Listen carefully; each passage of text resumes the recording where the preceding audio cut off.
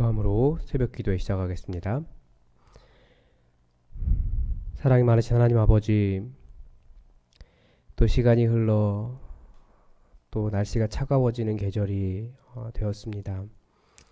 하나님, 이것이 모두 주님의 섭리 가운데 온 지구가 잘 돌아가고 있는 증거인데, 우리는 이렇다고 저렇다고 혹시 불평하며 살아가진 않습니까? 우리도 하나님께서 우리에게 주신 모든 일들에 순응하며 범사의 주님의 역사하심을 인정하며 그렇게 하나님을 사랑하며 매일매일을 지나갈 수 있도록 우리와 함께하여 주시옵소서. 계절이 바뀌고 삶의 여러 가지 어려운 일들이 다가오고 혹은 좋은 일이 다가오는 모든 것들도 우리가 일일비하지 아니하며 주님으로만, 신실하신 주님으로만 만족하며 살아갈 수 있도록 우리 마음을 주님의 선하신 가운데 인도하여 주시옵소서. 하나님, 무엇보다도 우리가 믿음 안에 있사오니 성령으로 충만하게 하여 주시고 주님 부르신 그 부르심을 온전히 이룰 수 있도록 우리에게 복음의 역사를 더하여 주시옵소서.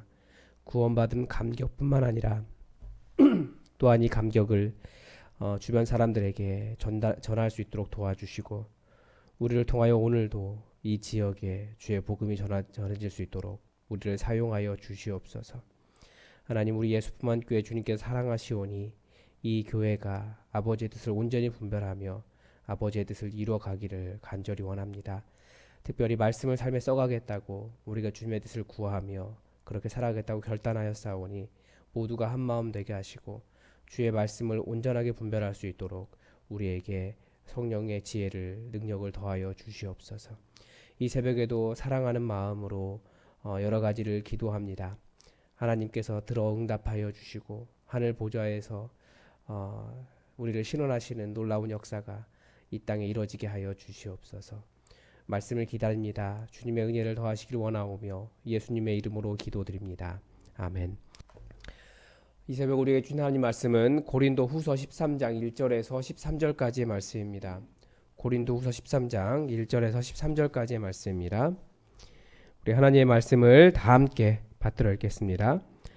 내가 이제 세 번째 너희에게 가리니 두세 증인의 입으로 말마다 확정하리라.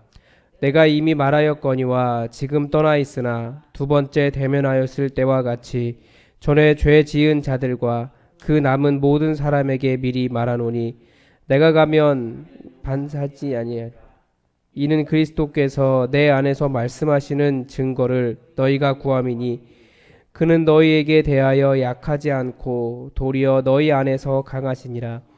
그리스도께서 약하심으로 십자가에 못 박히셨느냐? 하나님의 우리도 그 안에서 약하나 너희에게 대하여 하나님의 능력으로 그와 함께 살리라. 너희는 믿음 안에 있는가? 너희 자신을 시험하고 너희 자신을 확증하라. 예수 그리스도께서 너희 안에 계신 줄을 너희가 스스로 알지 못하느냐? 그렇지 않으면 너희는 버림받은 자니라. 우리가 버림받은 자 되지 아니한 것을 너희가 알기를 내가 바라고 우리가 하나님께서 너희로 악을 조금도 행하지 않게 하시기를 구하노니 이는 우리가 옳은 자임을 나타내고자 함이 아니라 오직 우리는 버림받은 자 같을지라도 너희는 선을 행하게 하고자 함이라.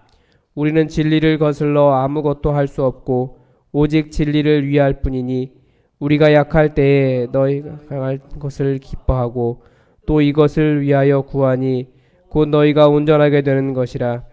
그러므로 내가 떠나 있을 때에 이렇게 쓰는 것은 대면할 때에 주께서 너희를 넘어뜨리려 하지 않고 세우려 하여 내게 주신 그 권한을 따라 엄하지 않게 하려 함이라. 마지막으로 말하노니 형제들아 기뻐하라.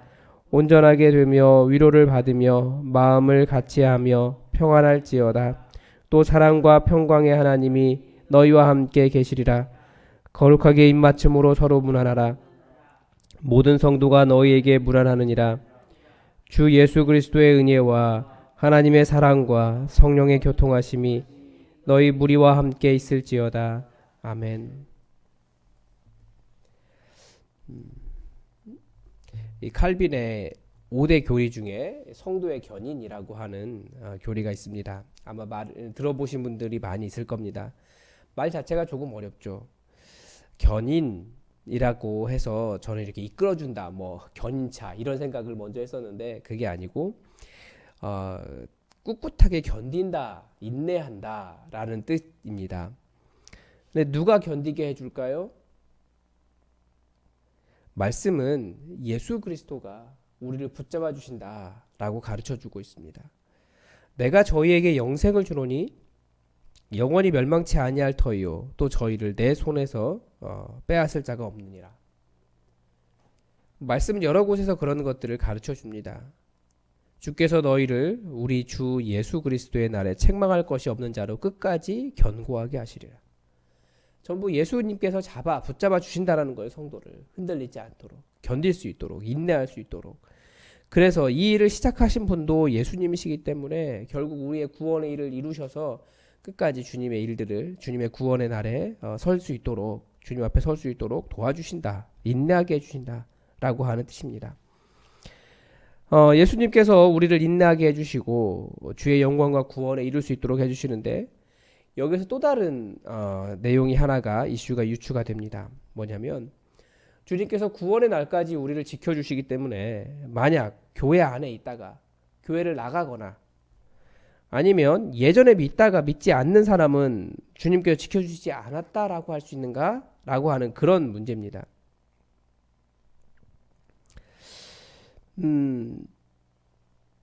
그러나 성도의 견인이라고 하는 이 교리에 의하면 그 사람은 처음부터 믿지 않은 사람이지 주님께서 지켜주시지 않았다라고 할 수 없다라는 겁니다. 반대로 교회 안에 있던 성도가 시험에 잠깐 들어서 잠깐 신앙을 떠나 있는 것처럼 보입니다. 그런 사람도 마찬가지입니다. 그 사람도 어떻게 되는 겁니까? 결국은 예수님께서 그 사람을 인도하셔서 그 사람이 주의 영광에 이를 수 있도록 해주신다라고 하는 교리가 이 성도의 교리라고 하는, 성도의 견인이라고 하는 교리입니다. 그래서 우리가 많은 위로를 받을 수 있죠.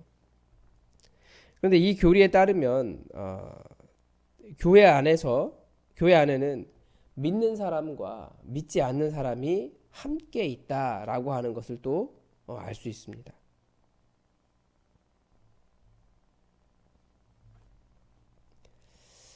예수님도 교회 안에 사탄이 뿌리고 간 가라지가 있다라고 말씀하셨습니다. 우리도 이미 여러 번 그런 것을 경험하고 있지 않습니까? 그래서 다 농사 경험도 있어서 가라지가 뭔지도 알고 있을 겁니다. 가라지는 이상해요. 병충해에도 강하고 또 잘 자랍니다. 그래서 곡식에 그 논밭에 가보면 잘 알 수 있죠. 곡식이 다 익어서 고개를 숙이고 다들 추수할 때가 되어서 색깔이 변해가는데 아주 푸르게 또 우뚝 서 있습니다. 강하게.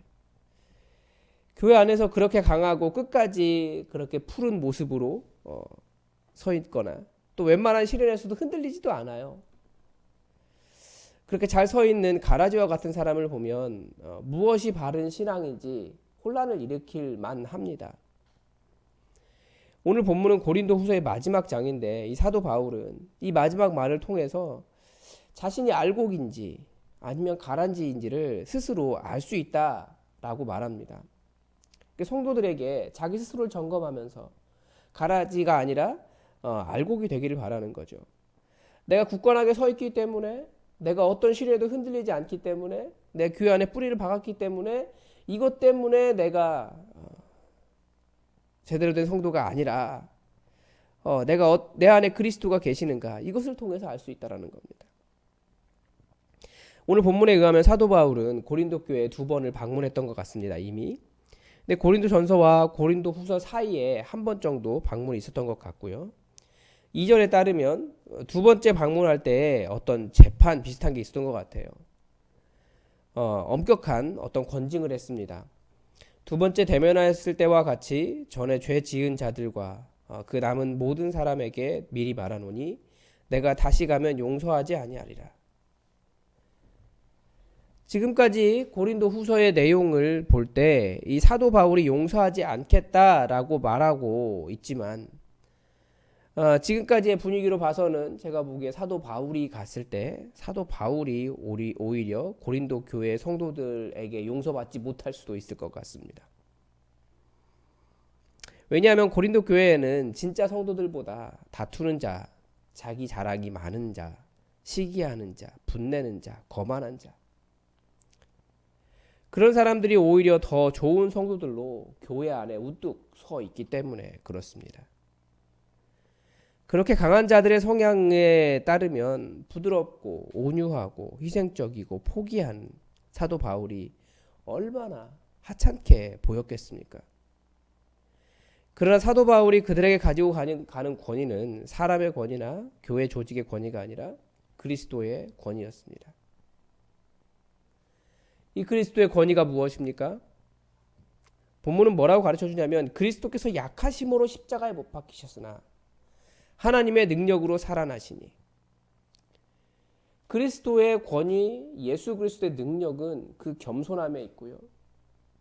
예수님의 능력은 그 겸손함에서 나온 하나님의 능력이라는 거예요. 예수님의 능력은 겸손함입니다. 예수님께서 하늘 보좌를 버리시고 이 땅에 피조물의 형상을 입으시고 죽기까지 복종하셨기 때문에 천하 만물이 그 발 앞에 엎드려 경배를 받으시는 분이 되셨습니다. 그리스도는 약하셨지만 죽음의 권능을 극복하셨습니다. 대표적인 사람이 성경의 모세잖아요.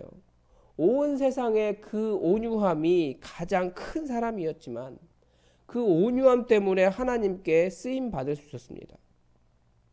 그러니까 우리도 회개하기 싫어하는 마음, 자존심이 상하려고 하지 않고 내 주장이 관철되어야만 하고 그렇게 되면 거기서 그리스도의 능력이 나오지 않는다는 겁니다. 오히려 공동체가 손상될 수 있어요. 교회는, 우리 성도는 강하지 않아도 돼요. 약자여도 괜찮습니다. 그런 사람들이 모여 있어야 교회가 주님 뜻에 복종할 수 있습니다. 그런데 자신이 그렇게 강해서 우뚝 서 있는 가라지가 될지 아니면 열매가 있어서 익어가는 성숙한 알곡이 될지 어떻게 알 수 있습니까?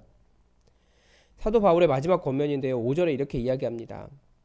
너희는 믿음 안에 있는가? 너희 자신을 시험하고 너희 자신을 확증하라. 예수 그리스도께서 너희 안에 계신 줄을 너희가 스스로 알지 못하느냐? 그렇지 않으면 너희는 버림받은 자니라. 말이 무섭죠? 버림받은 것까지 이야기하고 있는데 자신이 믿음 안에 있는지 스스로를 테스트해 보라는 겁니다. 그러니까 시험을 좀 보라는 거예요. 스스로. 그렇게 스스로를 증명하라 라는 겁니다. 어떻게 하는 것이 믿음 안에 있는지 자신을 점검해 보는 겁니까? 이 말은 그리스도가 내 안에 계신가, 내 안에 계신 것을 알고 있는가 라는 말입니다. 만약에 예수님이 내 안에 계신 것을 내 안에 있지 않으면, 내 안에 없으면 본문은 버림받은 자라고 표현하고 있는데 이 버림받은 자라는 말이 시험에 통과하지 못한 자라는 뜻입니다. 즉 교회 안에 성도라고 부르는 많은 사람들이 있는데 그리스도가 그 안에 없어서 시험에 떨어지는 사람이, 통과하지 못하는 사람이 있다라는 거예요. 이 말은 우리가 통과해야 할 시험이 무엇인지도 우리에게 이야기해 줍니다.